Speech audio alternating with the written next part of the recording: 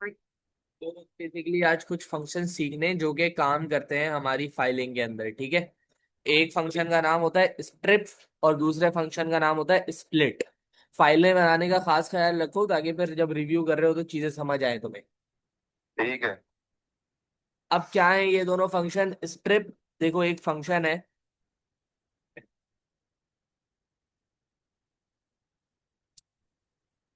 ये इस्तेमाल होता है। ये अपना माइक बंद कर दो, मैं तुम्हें जब बोलूंगा तब खोलना। टू रिमूव एक्स्ट्रा स्पेसेस, समझ आ रही है बात? Spaces from beginning and end of the string. सही है भाई। क्या करता है ये? स्पेसेस को रिमूव करता है from the beginning and end of the string. मतलब क्या हो गया? मिसाल के तौर पे मैंने फ्रूट डॉट टी से एक लाइन पढ़ी।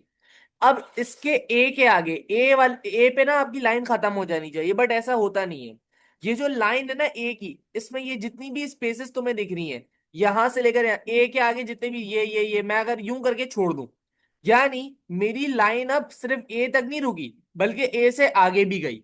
लेकिन अगर मैंने लाइन पढ़ के स्ट्रिप का इस्तेमाल किया तो ये सारी स्पेसेस क्या हो जाएंगी? खत्म हो जाएंगी और खाली लाइन में ए पढ़ा जाएगा। सिमिलरली अगर कोई स्पेस में गलती से at the start of the line यानी यूं भी लगा दूं, और अगर मैं स्ट्रिप का इस्तेमाल करूं तो स्ट्रिप क्या करेगा? इस पीछे वाली स्पेस को भी इग्नोर कर देगा। क्या बात समझ आती है? स्ट्रिप क्या होता है? सही है भाई। सेकंड फंक्शन आपके पास होता है स्प्लिट। स्प्लिट स्प्लिट का जो आपके पास फंक्शन है is use to split the string into list of words. इसका मतलब क्या हो गया? इसका मतलब ये हो गया कि भाईजान आपने यहां पे मिसाल के तौर पे एक फाइल बनाई हुई थी। आपने मिसाल के तौर पे एक फाइल बनाई हुई थी जिसमें मैं एक लाइन लिख के दिखा देता हूं। मैंने यहाँ पे लिखा हुनैन और यहाँ पे लिखा अहमद, ये एक लाइन है कंप्लीट। अब मैं क्या चाह रहा हूं? मैं चाह रहा हूं हुनैन अलग हो जाए और अहमद अलग हो जाए।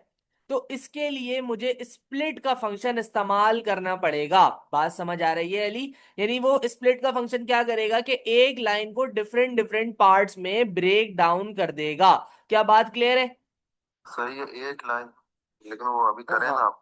एक लाइन को डिफरेंट पार्ट्स में ब्रेक कर देगा। सही। तो स्प्लिट का function is use to split the string into list of words based on, अब ये कैसे ब्रेक करेगा? बेस्ड ऑन आ स्पेसिफिक या स्पेसिफाइड करेक्टर। सही है। और डिफॉल्ट में वो करेक्टर क्या होता है? डिफॉल्ट में वो करेक्टर एक वाइट स्पेस होती है, यानी एक खाली स्पेस होती है। इसका मतलब क्या है कि भाईजान अगर मैंने परफॉर्मर डॉट टीएक्सटी में ये चीजें लिखी है, मैंने यहां पे लिख दिया, मैंने यहां पे जैसे ये लिख दिया,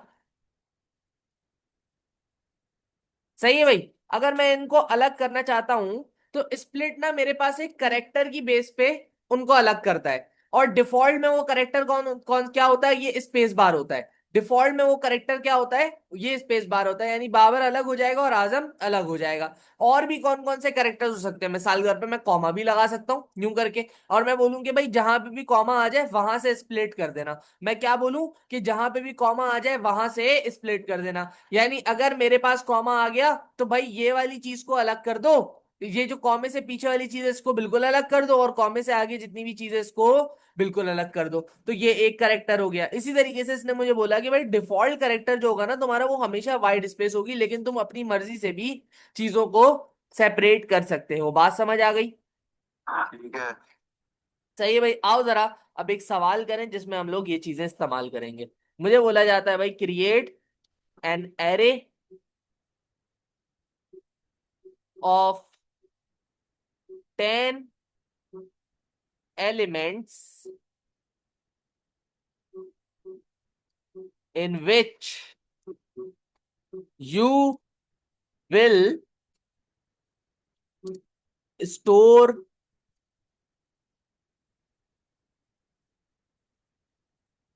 all players name and their score from the file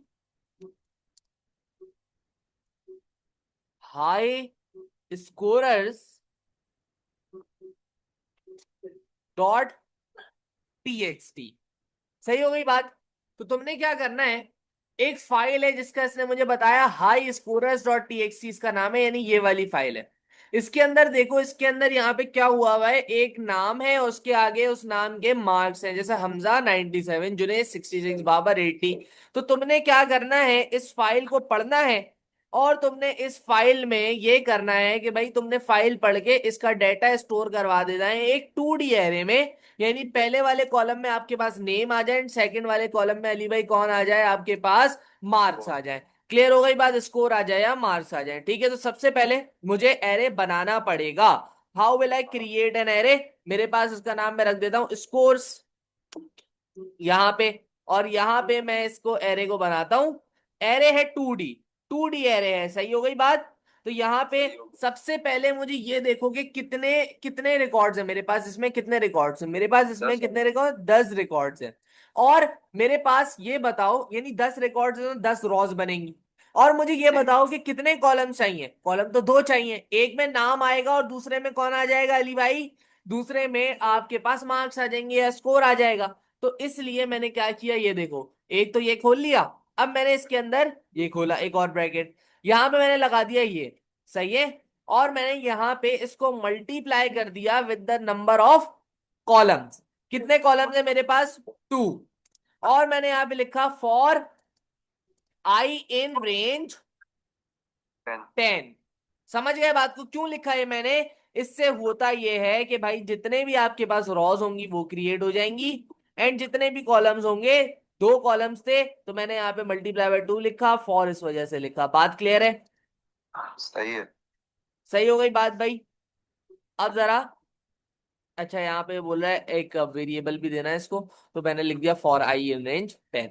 सही है। अब जरा यहाँ पे मैं क्या करूंगा, फाइल को ओपन करूंगा। फाइल इज इक्वल्स टू, जैसे मैंने फाइल को ओपन करना सिखाया था, हाई स्कोरर्स को मैंने रीड मोड के अंदर ओपन कर लिया। क्या बात समझ आती है अली भाई। जी जी। सही है भाई। अब मैं उसके लिए ही कोड को चलाता हूं। मैंने जैसे आपको सिखाया था कि भाई, जैसे हम लोग पाइथन, जब जब हम लोग सूडो कोड पढ़ रहे थे, हम लोगों ने क्या सीखा था, EOF। जब तक फाइल खत्म ना हो जाए तब तक चीज को पढ़ते रहो। तो पाइथन के अंदर EOF रिप्लेस हो गया किससे, फॉर लाइन इन फाइल से। क्या बात समझ आई। यानी जब तक फाइल के अंदर लाइनें हैं तब तक पढ़ते रहो। क्या बात क्लियर हुई। सही है। तो अब मैंने यहां पे क्या किया, मेरे पास लाइन ऑलरेडी पड़ी हुई है, मेरे पास लाइन ऑलरेडी क्या है अली, पड़ी हुई है। अब मैं इस लाइन को क्या करूंगा, स्प्लिट करूंगा। Split the line into name and score. बात समझ आ रही है या नहीं आ रही। सही है। देखो बेटे, यहां पे मेरे पास स्कोर को और नामों को कौन अलग कर रहा है, एक स्पेस बार अलग कर रहा है या नहीं कर रहा, जी। ऐसा ही है। तो ये देखो, अब स्प्लिट कैसे होगा अली। मैंने यहां पे लिखा नेम इज इक्वल्स टू, मैंने यहां पे लिखा लाइन डॉट स्प्लिट। स्प्लिट के ऊपर अभी क्या है अली, स्पेस बार लगा हुआ है, स्पेस बार अलग कर रहा है ना, देखो यहाँ पे स्पेस बार है ना जो अलग कर रहा है इनको। तो क्या यहाँ पे मुझे कुछ लगाने की जरूरत है, जवाब है नहीं। क्यों लगाने की जरूरत नहीं है, क्योंकि इसने मुझे बताया डिफॉल्ट में हमेशा एक स्पेस बार होता है। अगर तो जी। अगर तो मेरे पास यहाँ पे हमजा और 97 को एक कॉमा सेपरेट कर रहा होता, हमजा और 97 को एक कॉमा सेपरेट कर रहा होता, तो मैं यहाँ पे इस ब्रैकेट के अंदर ये डालता, ये लिख देता। बात समझ आ गई या नहीं आ गई। सही है, अभी तो नहीं है। तो इस वजह से मैंने ये लिखा, एक मैंने ये खोला और यहां पे लिख दिया 0। 0 का मतलब क्या है कि पहला करेक्टर जो भी है, यानी हमजा, हमजा इस लाइन का 0 है, और 97 इस लाइन का 1 है। बात समझ आई। अगर मैं 97 के बाद कुछ और लिखता हूं, ये लिखता हूं हुनैन, तो इसका मतलब हुनैन इस लाइन का 2 हो जाएगा। बात क्लियर हो रही है नहीं हो रही भाई। Yes sir. सही है भाई। तो यहाँ पे नेम जो है वो स्प्लिट हो गया 0 पोजीशन पे, एंड इसके इस वाले वेरिएबल में आ गया। अब इसी तरीके से स्कोर लाइन डॉट स्प्लिट और 1 हो गया। बात समझ आती है। ठीक है। अब इनके साथ साथ एक्स्ट्रा स्पेसेस भी आई होंगी, तो एक्स्ट्रा स्पेस को रिमूव करने के लिए जो वेरिएबल इस्तेमाल होता है उसका नाम क्या होता है अली? स्ट्रिप होता है। ये बात मैंने आपको बताई थी, ऐसा ही है। तो मैं वो एक्स्ट्रा स्पेसेस रिमूव कर रहा हूं, remove extra spaces from name and score. तो उसके लिए name is equal to name dot strip, score is equal to score dot strip. अब मैं क्या कराऊंगा, इनको 2D एरे में। ये पेपर होंगी क्या?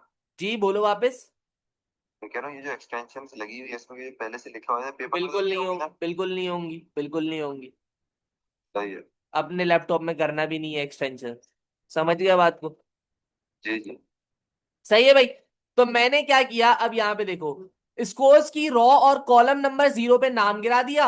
स्कोर की रॉ और कॉलम नंबर 1 पे मैंने क्या गिरा दिया? मैंने स्कोर की रॉ एंड कॉलम नंबर 1 पे इसका स्कोर गिरा दिया। क्या बात क्लियर हो गई? सही है। ठीक है।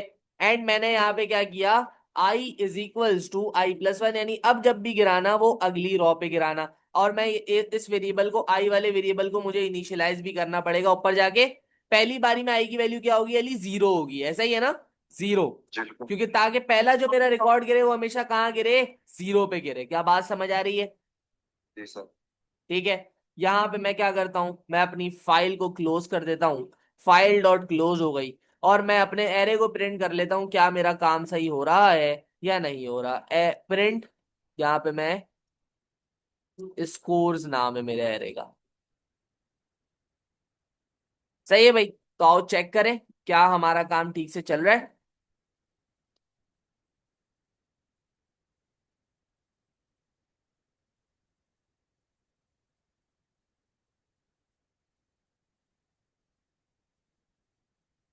अच्छा, बोलता है no such file found in the directory, यानी हम लोगों ने नाम में कोई गड़बड़ की है।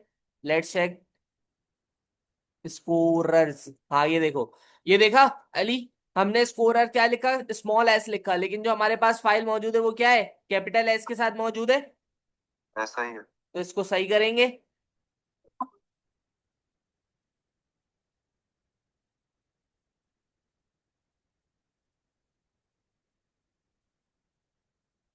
अब क्या बोल रहा है?